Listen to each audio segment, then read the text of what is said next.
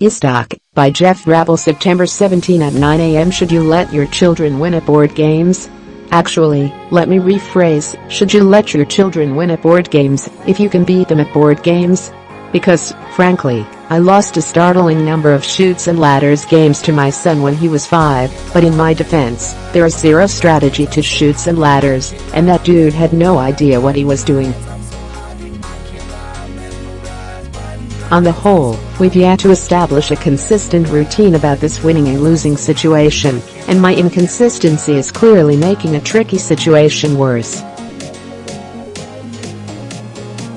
Sometimes I'll take a dive in Battleship, levy an off-base accusation and clue, or make a deliberately lousy chess move to let the little people stay a competitive step ahead and keep the game moving. And then sometimes I'll decide that I must use this friendly game of Ticket to Ride, New York to teach him that life is an ever-stretching mosaic of boundless disappointment, and that he must begin to navigate it immediately by dealing with how I blocked his route from Central Park to Greenwich Village. There is little rhyme or reason to these decisions, and it depends essentially on how I'm feeling and how snippy he's been about screen time lately. Sometimes he beats me at things outright, and that's fantastic. There's a game called Blokus that I've lost, regularly and badly, to a person who routinely puts his shirts on backward and ends 85% of dinners by falling out of his chair. I don't mind losing to someone who is better than me, which is, incidentally, what I thought after pretty much every Little League game. But I should have established some system for such games, particularly back when I maintained the ability to keep an upper hand at some of them. Because with my kids now 14 and 6, I am pretty sure it's contributed to this curious result: we are really bad at losing.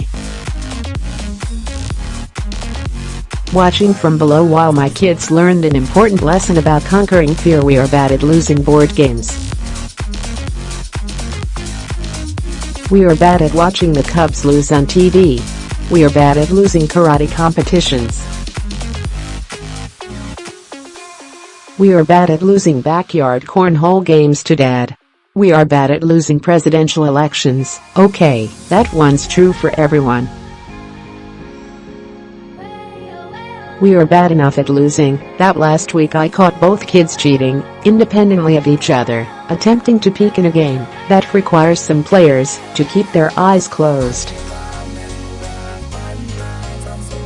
They cheated in different manners. One covered his eyes with his hands, but spread his fingers apart ever so slightly, while the other just went with the fluttery-eyelid approach. For the record, I caught this because my role in the game allowed me to have my eyes open, where I could easily keep an eye on my shady, nefarious offspring. Needless to say, this resulted in a lively and colorful series of discussions about fairness and ethics, and why we won't be playing the Werewolf game in the next 6 years. I think I got the point across, which was weird, as I had to do so in a game involving werewolves and seers and robbers. Most children are maniacally driven to win, of course, and I'm certainly not raising the only two shifty-eyed tricksters in town.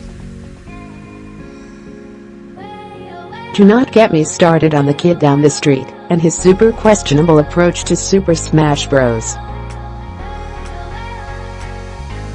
But watching your children cheat in front of you has the curious effect of making one rethink his entire approach to games, sports and life in general. I don't have the slightest answer for how to handle these situations when you're playing games with kids, and anyone claiming to is trying to get you to either click